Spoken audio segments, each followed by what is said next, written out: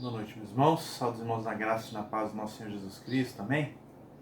Vamos abrir a palavra do Senhor em Miqueias, no capítulo 3, verso 1 a 4, nos diz assim: Disse eu, ouvi agora vós, cabeças de Jacó, vós, chefes da casa de Israel. Não é a vós outros que pertence saber o juízo? Os que aborreceis o bem e amais o mal, e deles arrancais a pele e a carne de cima dos seus ossos, comeis a carne do povo, arrancares a pele, lhes esmiuçais os ossos, e os repartis como para a panela, como carne no meio do caldeirão. Então chamarão ao Senhor, mas não ouvirá, antes esconderá dele sua face, naquele tempo, visto que eles fizeram mal nas suas obras. Miqueias é um livro absolutamente atual, mesmo estando distante há uns 2.700 anos. E ele inicia então a sua mensagem contra a liderança corrupta de Jerusalém. E isso então ele foi usado para denunciar os seus pecados e o fez também com o poder do próprio Deus, né? E Calvino nos diz sobre essa liderança que tanto o magistrado civil quanto a profecia eram dádivas de Deus para o bem da sua igreja. Mas esses dois dons foram corrompidos e também pervertidos. A liderança foi atingida então pelo fermento da corrupção, atingiu tanto a liderança civil como a religiosa. Foram condenados então pela má administração, por cederem às exigências comerciais que estavam em ascendência e para obter também seus lucros pessoais. E Miqueias então levanta a sujeira debaixo do tapete da corrupção dos seus dias, levanta a sua voz, comunica a liderança então para que eles estejam atentos à voz do Senhor. E Miqueias chama então essa liderança a se voltar os seus ouvidos ao Senhor, as admoestações às quais ele mesmo tem feito e que a própria palavra do Senhor já nos orienta. Hebreus 3, 7 a 9 diz assim: Assim, pois, como diz o Espírito Santo, hoje, se ouvides a sua voz, não endureçais o vosso coração, como foi na provocação, no dia da tentação no deserto, onde os vossos pais me tentaram, pondo-me à prova, e viram as minhas obras por 40 anos. Então é perigoso demais tapar os ouvidos à voz de Deus quando Ele fala por meio da sua palavra. E a mensagem então de Miqueias é essa mensagem então curta e grossa para essa liderança então que está cometendo pecados, né? Que está então sendo corruptos, e os profetas mercenários. Mas é certo que diante de Deus há um julgamento, né? Um inescapável julgamento de Deus. E Miqueias então se dirige a essa liderança, né? E ele atinge toda a liderança ali, de forma, todos aqueles então que tinham poder, que estavam no cargo de direção, né? Eles então eram responsáveis por distribuir e fazer respeitar a justiça. O poder ele implica em dever, né? E o poder então aqui dado por Deus não pode ser usado para o seu bel prazer. Então é apontado aqui então esses pecados desses magistrados sendo colocados como culpados. Pecaram contra o conhecimento.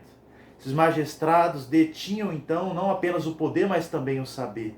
O poder é concedido então para fazer a justiça, e saber ensinar e explicar, não é, essa mesma justiça.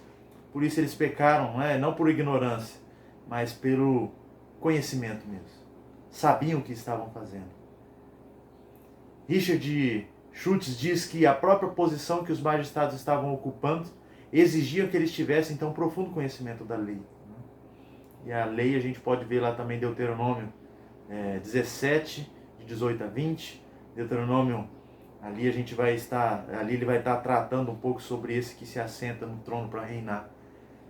Embora tendo conhecimento, esses homens decidiram por questões judiciais, motivos torpes, mudando sentenças, privilegiando os poderosos. Pecaram contra o dever, Eles pecaram contra o conhecimento, mas também pecaram contra o dever. Não é a vós outros que pertence saber o juízo. Miqueias diz então que essa liderança deve conhecer o juízo e deve exercer a justiça, mas eles praticaram o mal. Romanos 13, verso 4, olha o que nos diz: Visto que a autoridade é ministro de Deus para o teu bem, entretanto, se fizeres o mal, teme, porque não é sem motivo que ela traz a espada, pois é ministro de Deus, vingador para castigar o que pratica o mal. Mas esses homens prostituíram o seu mandato, venderam a sua consciência por dinheiro, para oprimir de forma cruel o povo de Deus. A denúncia de Miqueias aqui aponta para a corrupção nos tribunais.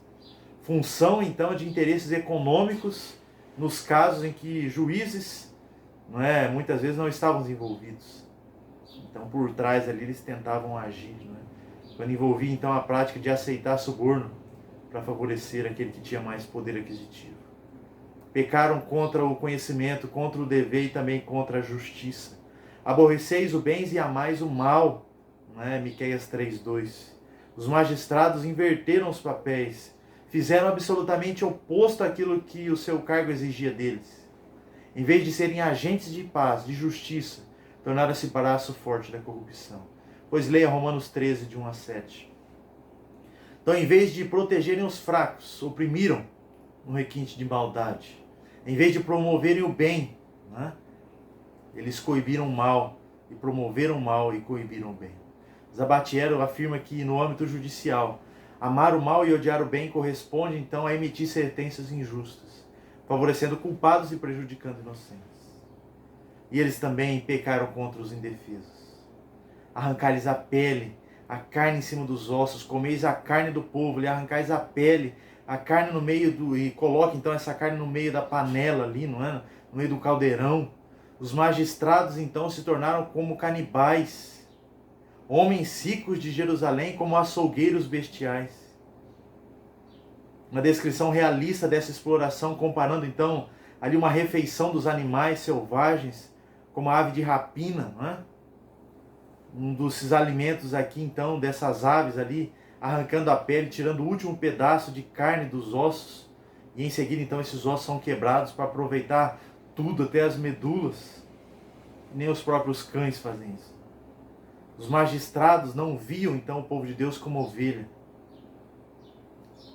Eles olhavam até mesmo essa própria liderança da igreja, não viam o povo como ovelha, mas apenas como aquela ovelha que deve ser tosqueada. Eles vendiam então a lã, comiam a carne e quebravam seus ossos.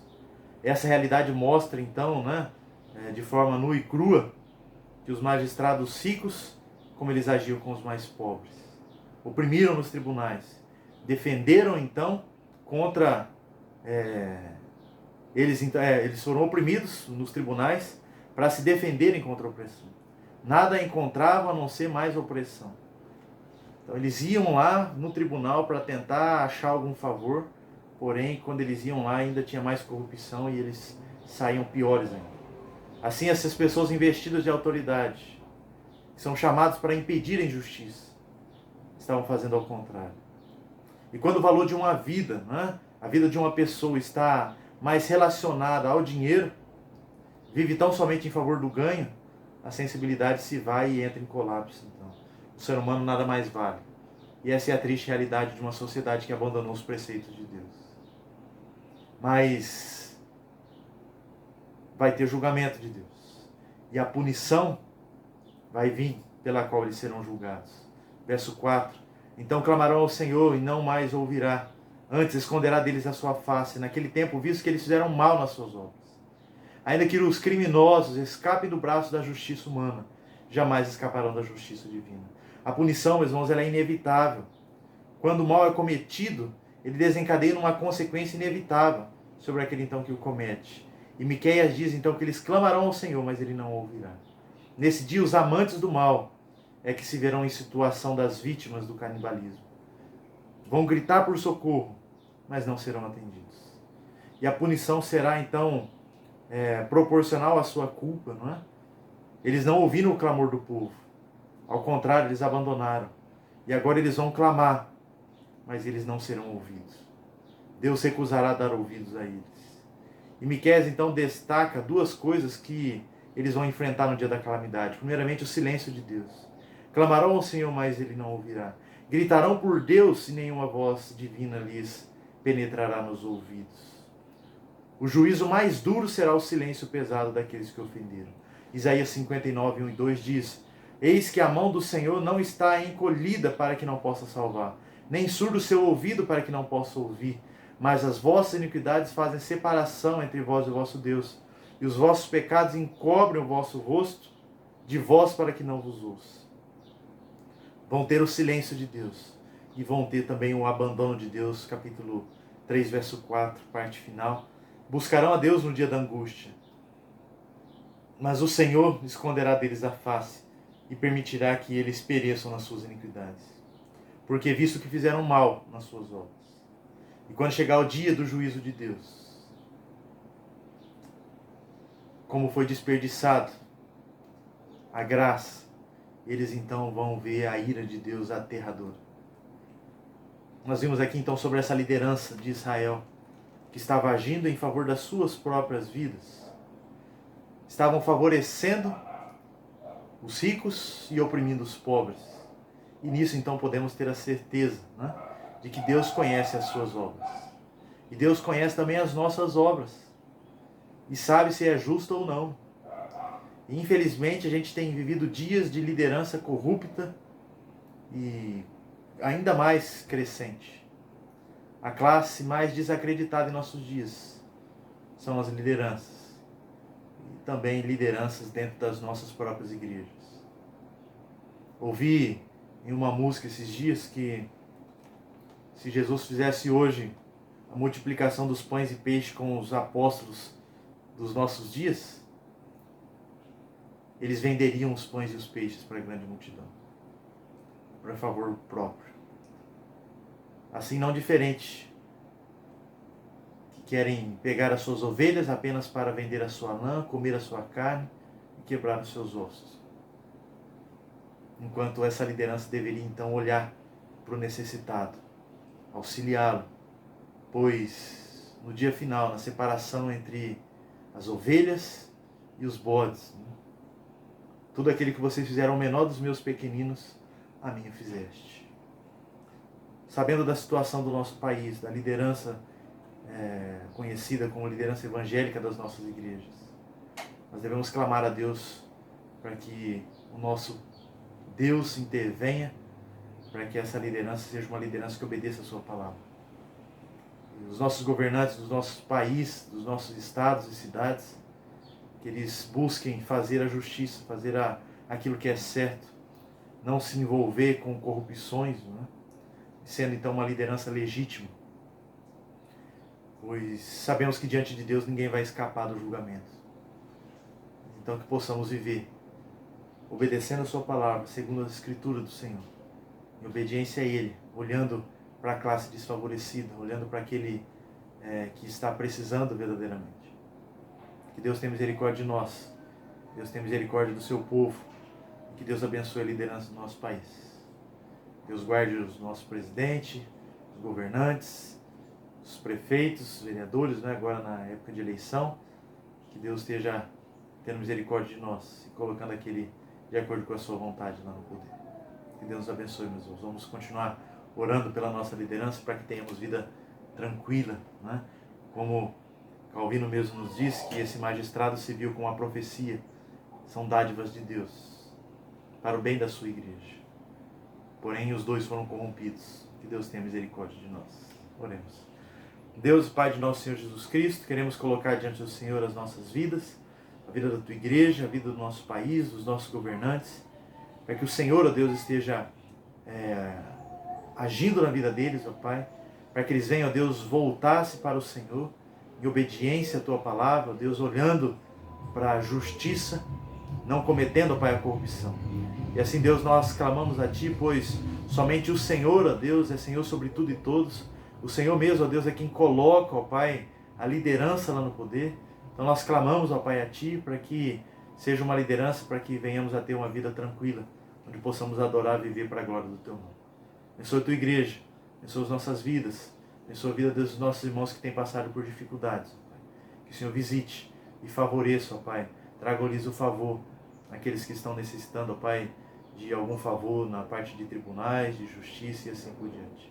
Clamamos ao Senhor, pedimos que o Senhor também nos abençoe no que se refere a esse vírus, nos livre, ó Deus, e que o Senhor cure, ó Pai, restabeleça a saúde dos nossos irmãos que têm sido afetados por ele.